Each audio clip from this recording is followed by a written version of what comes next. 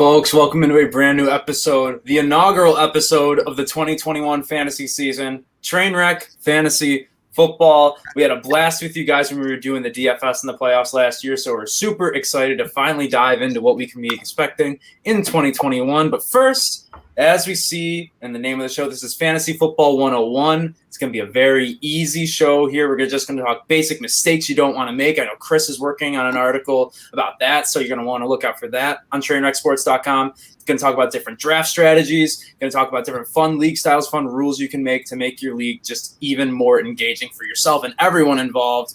Wake here, the founding father of the Dart of the Day, the Dart Daddy, Meerkat himself, and Chris Alimo, fantasy football contributor here at Trainwreck Sports. Great show, but before we get into it, we got to talk about Manscaped, our great friends at Manscaped. You know, the flowers have been blooming for quite some time. Spring is over, and if you haven't chopped the weeds yet, man, you might be in some trouble, but not if you have the Lawnmower 3.0. They just released the Lawnmower 4.0 as well, so you got to get your hands on that. They are the single greatest in men's below-the-waist grooming, and with promo code TRAINWRECK, you can get 20% off and free shipping at manscaped.com. So definitely head over there. Take advantage of that code while you can. Guys, it's the summer. This isn't too early to start talking about fantasy football, right, Meerkat? June isn't too early, right? No, I mean, I would have been fine kicking it off right after last season ended. We could talk fantasy forever. There's so much to dive into, getting ready for the season and stuff. And now that draft and everything's settled, the bulk of free agency, this is the perfect time to start getting into it because a lot of people, draft in July. So give us a month or so, get you guys prepped up. We're ready to go. We are ready to go. And Chris, like I said, you're working on an article about mistakes that you don't want to make in your fantasy leagues. And that's what we're going to be talking about first here today is just mistakes that you want to avoid, whether it's in the drafts, whether it's in the regular season. So maybe give the people what they want. Give them a little teaser. What's one mistake that people should avoid doing in their fantasy leagues in 2021? For me, something that I've really noticed could really deplete your roster is if you're going to pick a tight end, don't pick an early quarterback and vice versa.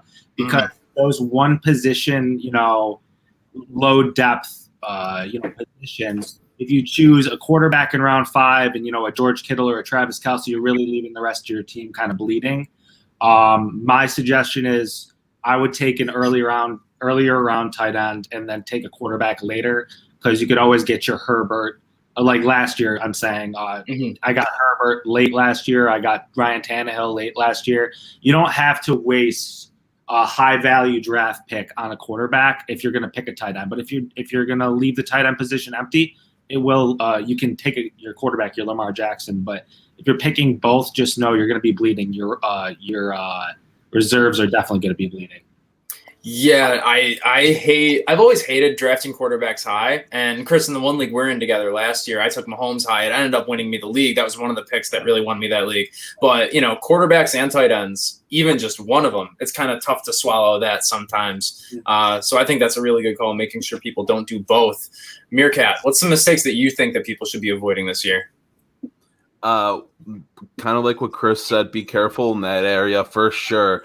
One main mistake though that people do is don't even care about like the ESPN rankings and stuff like that. It's pretty much just carried over from last year's stats. They want to be safe, they're not going to give you anyone that could be a huge breakout or something, because they want to be safe. They don't want to be wrong. They'd rather be like really close or around that area. So they're just going to carry over their stuff. If, drafts, you're doing a later draft and there's been a lot of drafts, start looking at players' ADPs and stuff, see what other people's opinions actually are.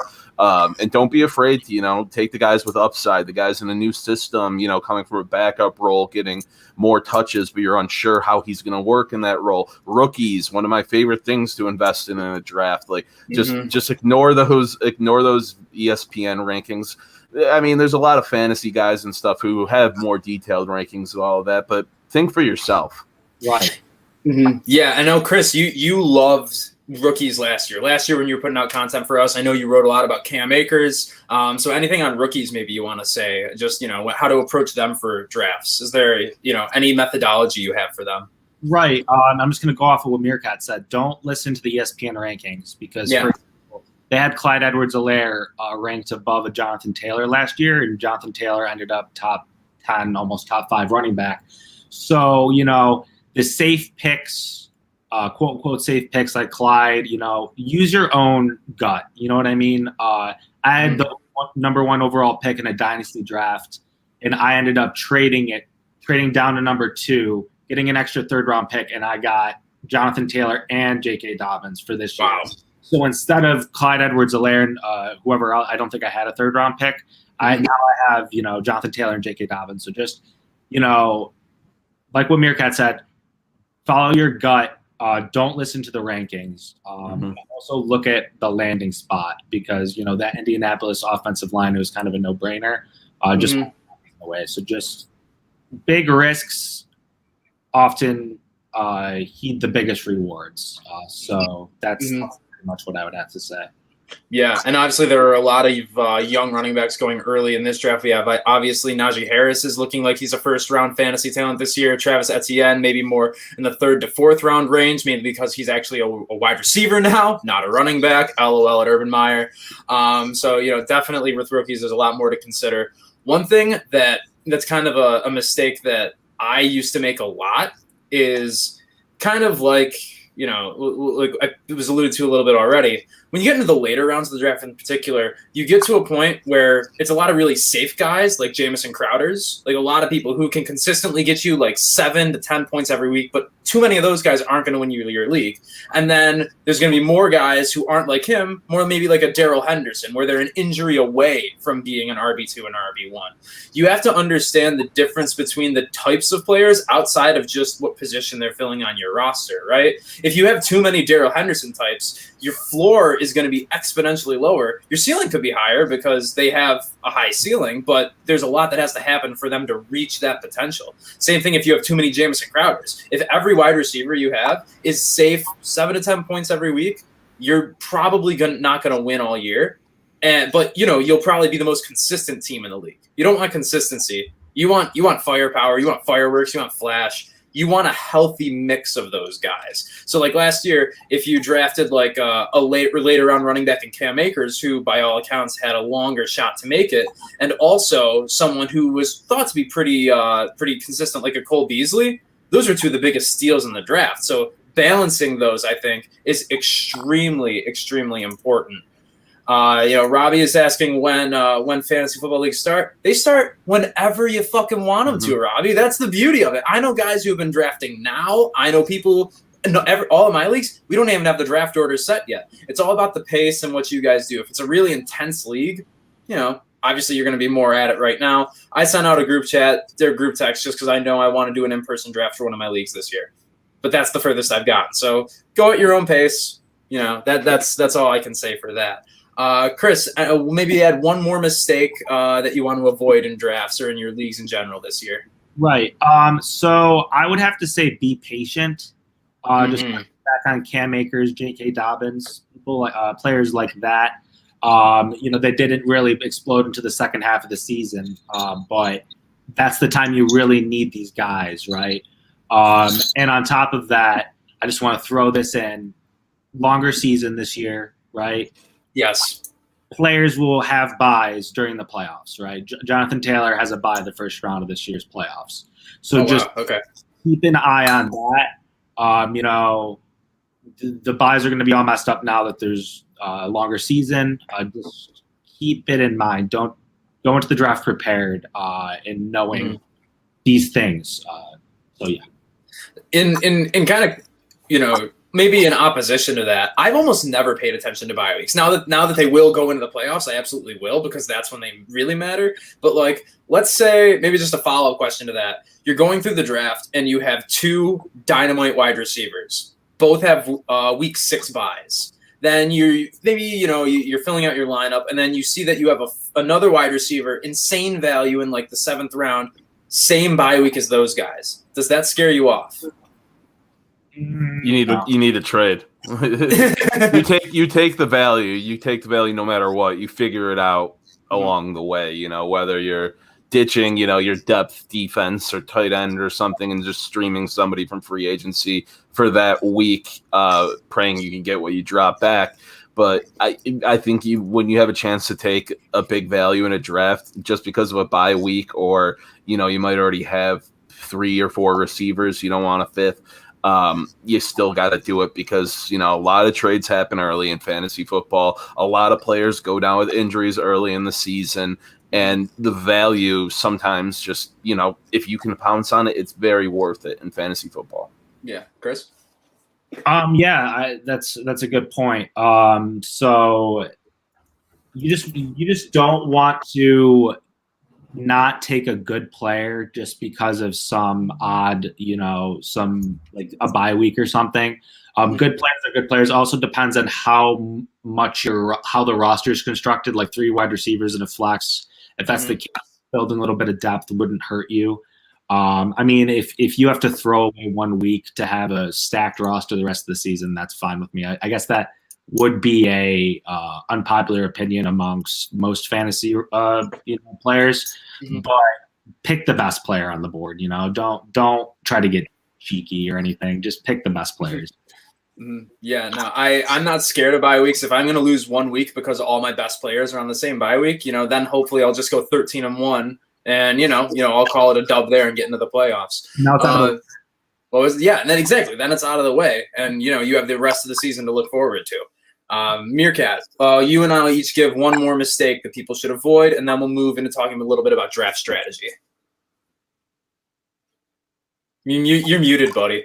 Oh, my bad. Sorry. One mistake that I've made. I'm pulling a U. I'm sorry. No, it's okay. I've one mistake though that I've made in the past, and I'm starting to overcome it a bit, but I still let it creep over me. Take control of what I'm doing in a draft sometimes is just personal bias, like being in love with a player or a team. People on your team like wanting to, maybe draft a Devin Singletary or somebody because they're a Bill over somebody who might be a better value just because they're close in the rankings or whatever.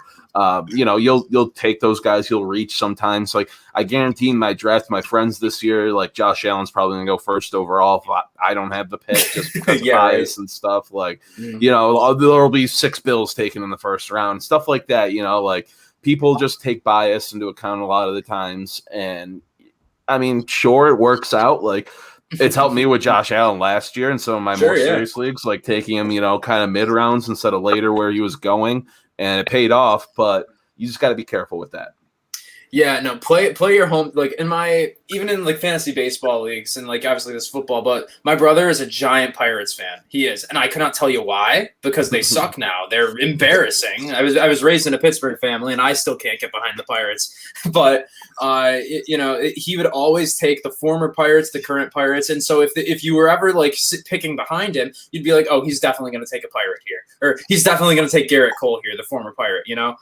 So especially if you're in home leagues, like really take that into account. I never get Bills in any of my leagues anymore because they always go at least a round or two too early, in my opinion. And so, knowing who you're playing with in your leagues is really important, honestly. Now, the next one I'm going to do, I had 2 that I wanted to get to, and I'm going to pick one, and mainly because it's really relevant just for this year, especially with Kyle Pitts. And this is not saying Kyle Pitts is not going to be a great tight end. He's definitely going to be a great tight end. However, tight ends historically take longer to break into the NFL than any other position. If you look at just like general success rates among rookie tight ends, quarterbacks have higher success as rookies than tight ends do. If you remember TJ Hawkinson and Noah Fant coming out 2 years ago, they did not have good rookie years, and we all expected them to be top 10 tight ends. Neither of them were. Last year, TJ Hawkinson finally evolved. Noah Fant really didn't. He's still taking a while. Now, maybe that's more Drew Lock's fault than Noah Fant's fault, but it's still the same story, different team. A rookie tight end taking longer to acclimate to the NFL. So if you are going to draft a Kyle Pitts, maybe you love Pat Freiermuth for some unknown reason, just make sure you have a backup plan because it takes a long time for a lot of tight ends. Take away Travis Kelce and take away Gronk. Okay, no tight ends come into the NFL and play amazing right away. Darren Waller broke out when he was 29 goddamn years old. So, just make sure you have a backup plan. Tight end is such a wasteland. So many things can go wrong. And I know he's really going to be a wide receiver in Atlanta. They're already saying they might actually officially call him a wide receiver / tight end. But just proceed with caution. Make sure you have a backup plan, at least in the later rounds. I'm not a big fan of picking 2 quarterbacks or 2 tight ends, but if it's a rookie, definitely. Chris, you raised your hand. Thank you for raising your hand. You're welcome. You forgot Aaron Hernandez. Oh, how could I forget Aaron Hernandez? No, I do like Kyle Pitts a lot, like the highest drafted tight end in NFL history. How can you not? Yeah. That being said, I think he's the 5th tight end being taken off the board this year in fantasy. It's early. Mm-hmm.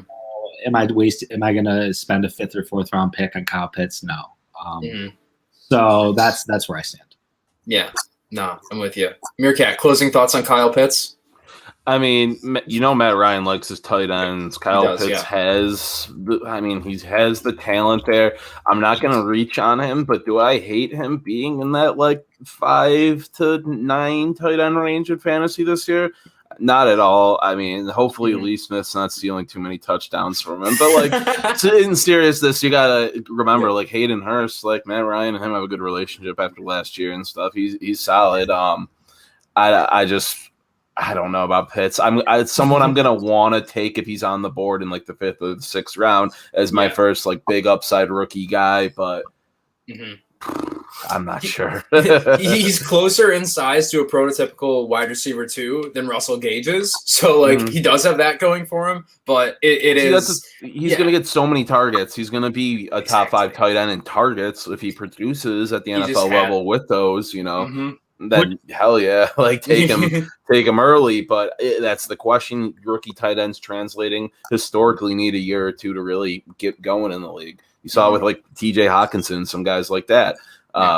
So yeah, be wary on Pitts, but don't be afraid to take him. Oh no, I want him in at least one league. He could win you a league, honestly. If you get him in the 6th round or something, he has potential to be a tight end, a top 3 tight end fantasy this year.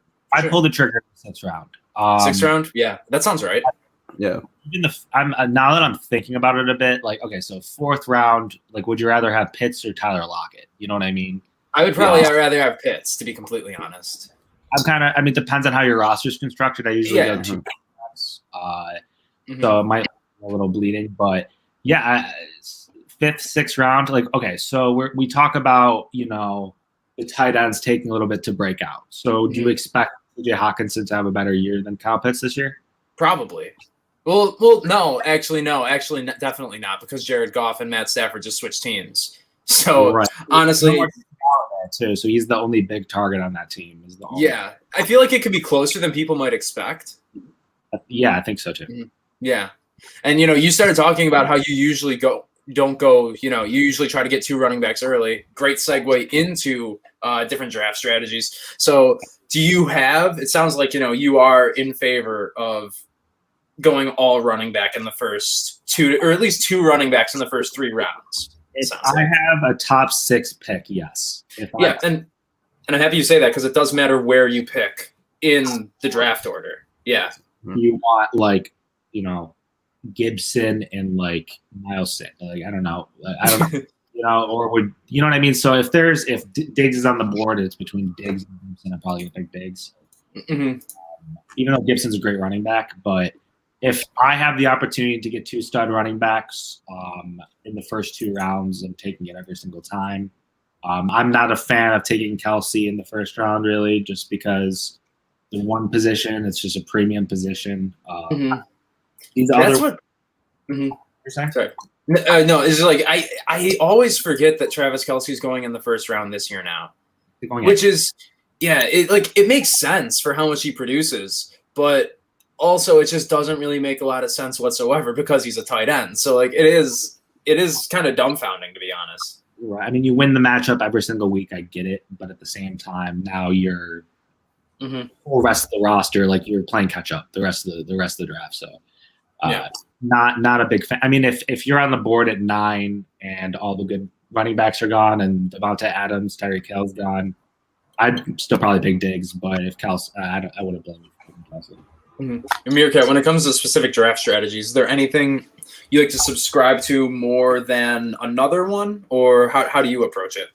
Well, I'm with Chris. I go running back. I mean, as long as I'm in the position to, I don't have a crazy value receiver to grab or anything, because that's the only other thing I look for. And I don't really love the top end of the receiver rankings this year. Tyreek Hill, he's incredible, but I don't see him being the wide receiver one at the end of this year. Devontae Adams, you have the questions with Aaron Rodgers, which is scary. And then Stephon Diggs is obviously Stephon Diggs, but can he do it again this year? I hope so, but there's more mouths to feed on this offense now. People are going to be looking for it more.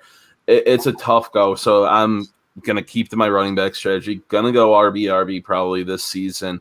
A few other things I do is unless I get the value at tight end, I keep tight end as kind of a stream position. Like, unless I get somebody real nice in like the 5th to 8th rounds, I really like, they drop, I'm like, I need him.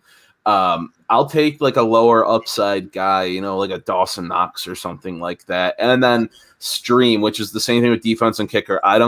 People like taking early defenses sometimes.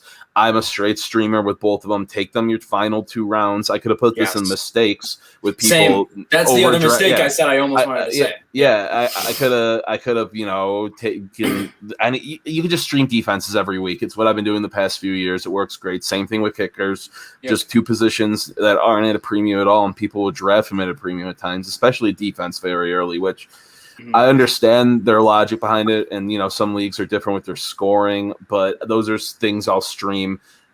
Just load up on running backs, man, because there's a lot of good quarterbacks. There's guys who are going to get points, but the running backs are probably the most scarce position you're going to get. People are going to load up on them, and you need depth because there's so many injuries. There's so many just burnouts, things like that. Chris, were you waving me up? I just wanted to add into that. So I completely agree. So you get 2 stud running backs in the first 2 rounds. You can always get a Cole Beasley a plug-in. Plug-in.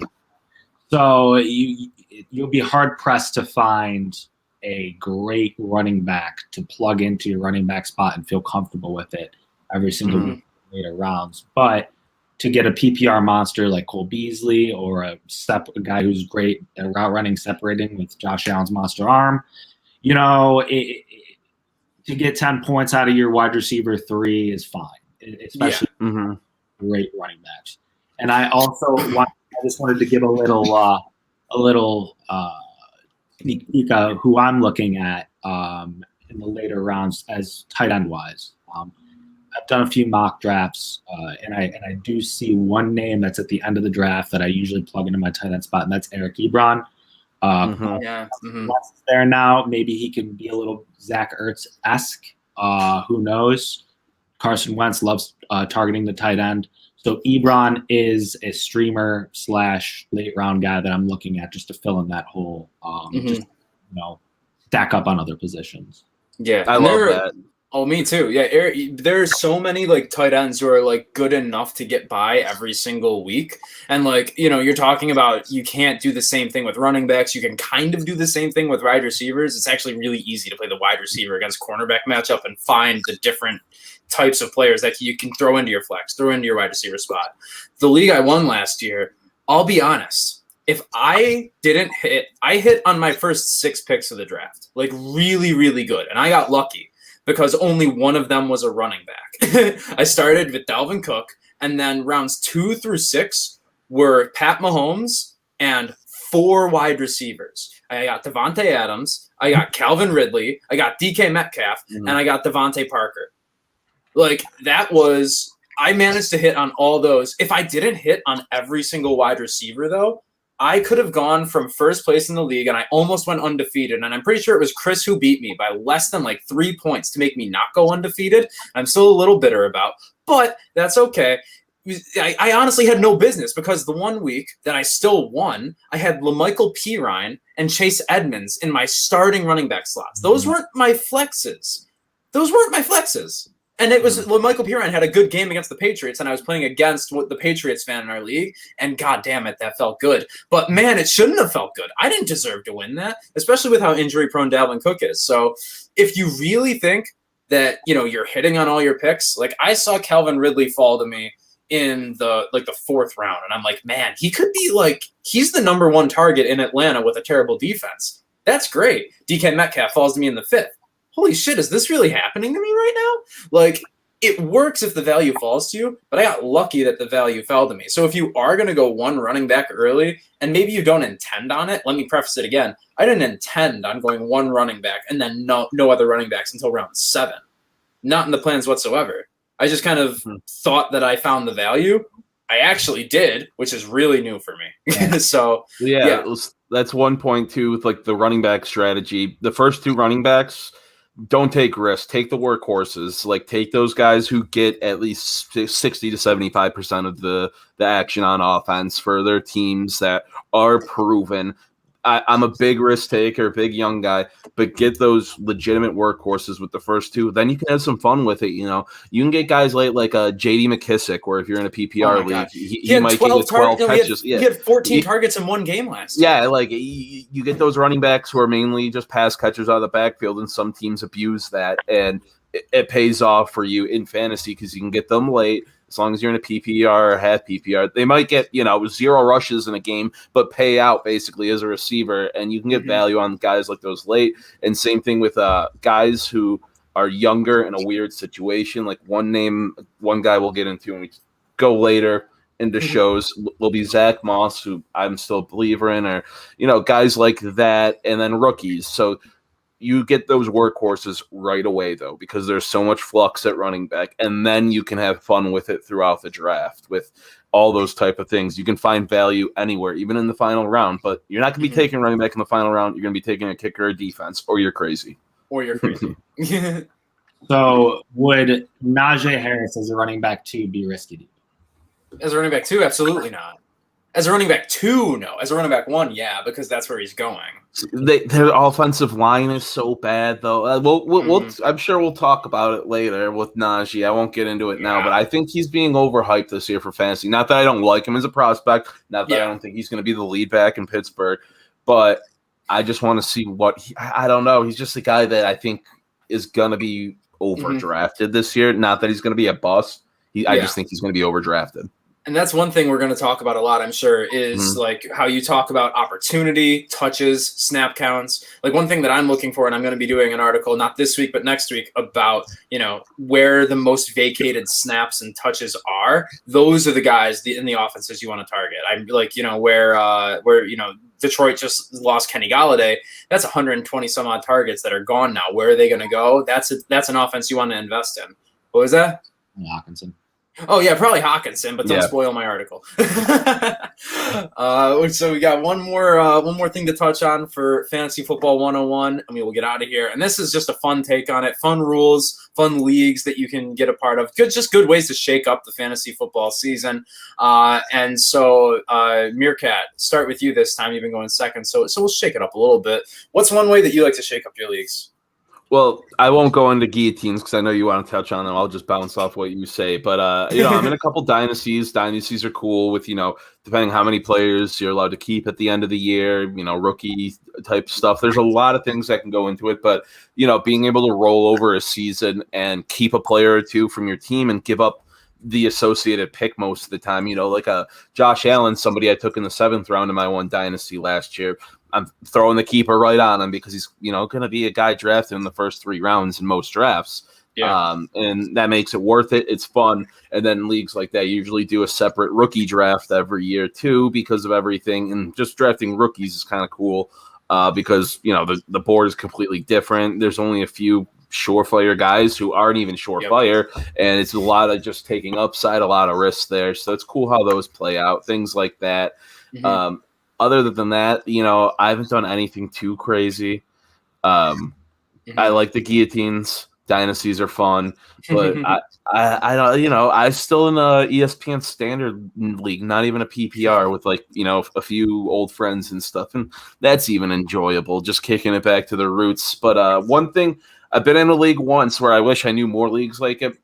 IDPs where you have the individual defensive players. Yeah, I wanted to do that. League. I played in one where you only had 1, and then I played in another where there was 7, and it was like the 7 was really fun, because it's tracked. So many different stats are tracked and stuff, and you go so deep, and it's just so you stream a lot of those defensive positions based on matchups and stuff, even, and that's a wild time, but it's something I haven't done in a while. IDP, I feel like would be a lot more fun in Dynasty, to be completely honest. Yeah. Yeah, I feel like that would be a lot more fun to have, like, like two people on the defensive line, two linebackers, two secondary people. I feel like that'd be – Chris and I might be starting a dynasty league this year, so I'm going to be taking notes.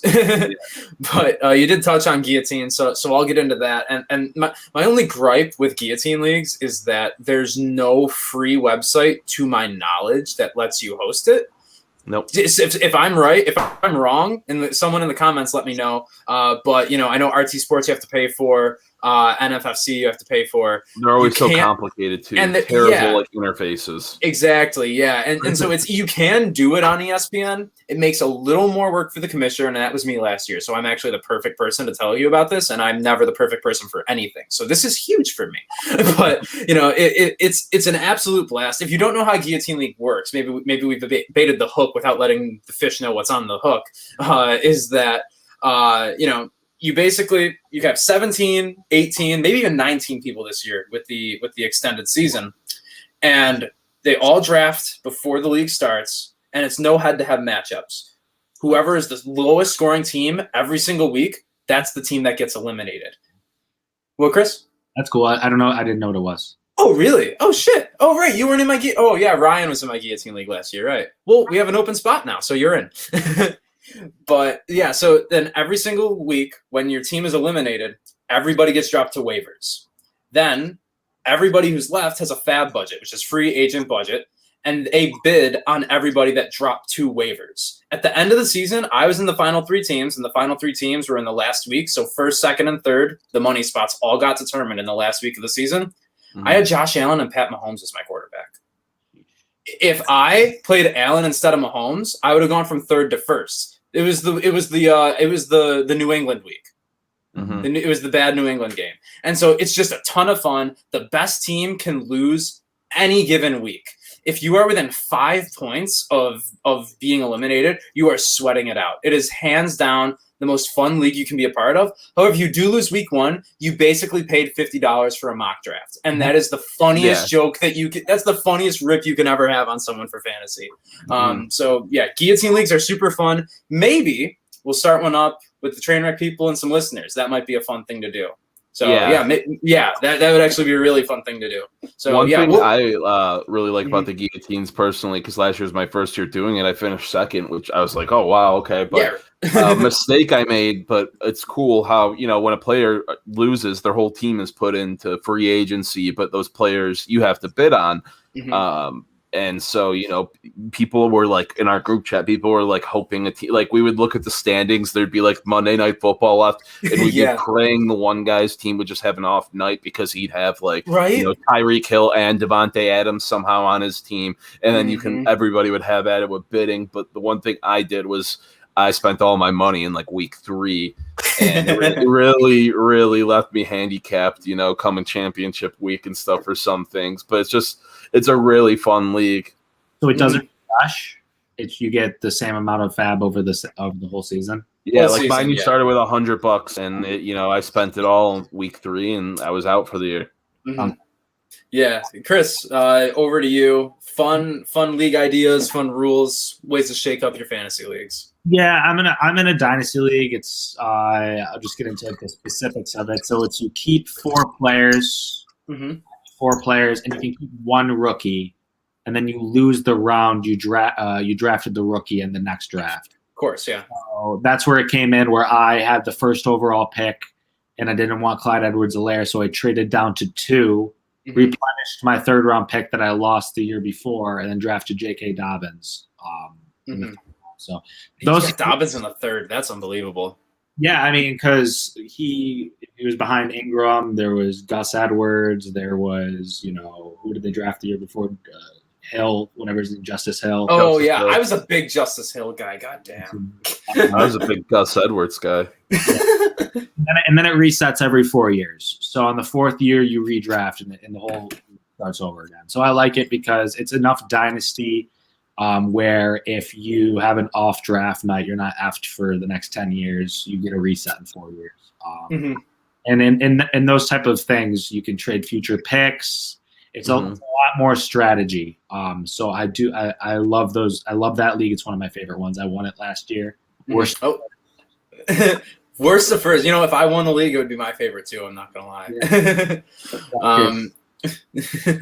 One more fun thing that I have, and I don't know if you guys have any more, so maybe we'll wrap after this. In my one league, we have an additional prize for the champion, and that's that the last place person after the end of the league, after the losers bracket, so you have to play the entire thing out, has to buy the first place, the champion, a jersey from someone on their team. Well, that's cool. Okay, And that's cool. It is my first year as commissioner. I had to uphold it because we said it was going to be, after the losers bracket, and I missed the playoffs with some garbage. I'm not going to lie, it was a little bit of garbage. Then I forgot to set my lineup. I neglected to set my lineup because I just didn't want to look at the ESPN app anymore. And then because of that, I ended up in last place. So then they were like, wait, aren't you going to buy me the Christian McCaffrey jersey? And I was like, oh, wait, I have to do that? Right, this is my rule, isn't it? But it's a really fun thing to do. And, if the person who's in last place doesn't want to do it, the rule we have is that you're out of the league. So, And your league fee goes into that. So you're not stuck with $50 for the league fee plus the price of a jersey. League fee comes out of it. So you only have to drop like $120 instead of $175 or whatever the hell it is. I don't know. But it's a fun way to do it. Extra prize for the winner. But I think that'll wrap it for us here today. Any other parting wisdoms, parting fantasy thoughts from you two to the fantasy community? I'm good. I got all my kicker defense frustrations out, so I'm happy we could do that for you. That's your outlet. This is your outlet for that. And make sure, you guys have an outlet too. It's Outlet Liquor. They're the place that I got this red, white, and berry Smirnoff. Holy hell. It tastes exactly like those popsicles from Mr. Brownie, the ice cream man. Oh my God. Pops. Yeah, the Rocket Pops or whatever the hell they were. Yeah. Chris, any parting fantasy wisdoms before we get out of here? Go Bills. God bless. That's the best way to end it. Only one other way to end the show, as we do in true train wreck fashion. Good night now.